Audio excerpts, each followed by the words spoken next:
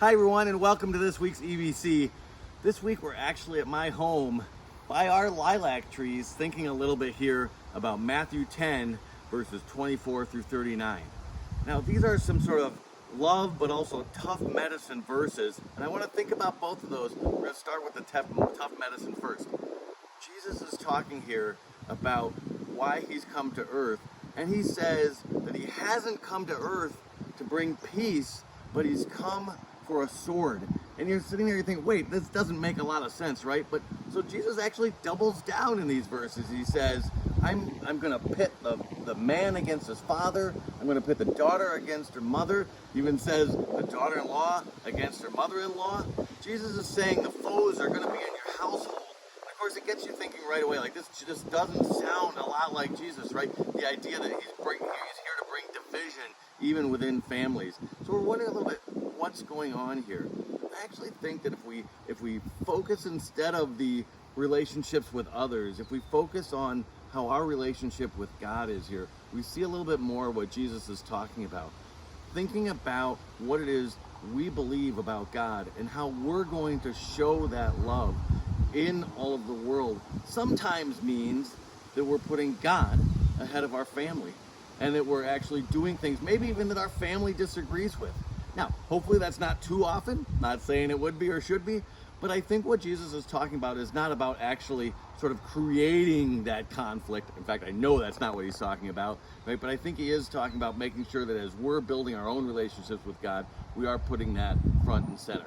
And then there's a love piece of this too, right? Because Jesus is saying, look, you're not doing this all alone. And we have one of the places in the Bible where Jesus is talking about the fact that God cares for all of his creation. So how would he not care for you? In this particular spot in Matthew, he's talking about sparrows. And a couple of sparrows are only worth a couple of cents. But God is always looking out for the sparrows. And of course, he's counted all the hairs on your head as well. So how would he not be looking out for you? And that passage about looking out for sparrows got me thinking about this lilac tree, and that's why we're here. Okay, so this is our lovely lilac tree, and maybe a month or so ago, this was all flowers, right? And it smelled gorgeous, like lilac trees do. Now, it doesn't look quite like that, but it's still got a fantastic purpose, because I know that there happens to be a whole flock of birds that are living in my lilac tree right now, and they all fly up to our bird feeders, and they all come back down here. And so we see with our own eyes the fact that even though this lilac tree doesn't have those flowers right now, it doesn't seem to be fulfilling the purpose that we're thinking about for it. It's fulfilling something God has in mind for it by harboring all of the birds that are living in it. And so when we think about that, I think that actually relates really well to what we're thinking about as we were talking about family as well, right? Because sometimes we see that purpose as being just about making us happy in the moment with the flowers and the great smells and so forth. But God says there's more to what we're doing. You're not here just to create beauty and great smells for your own family. You're here to do great work.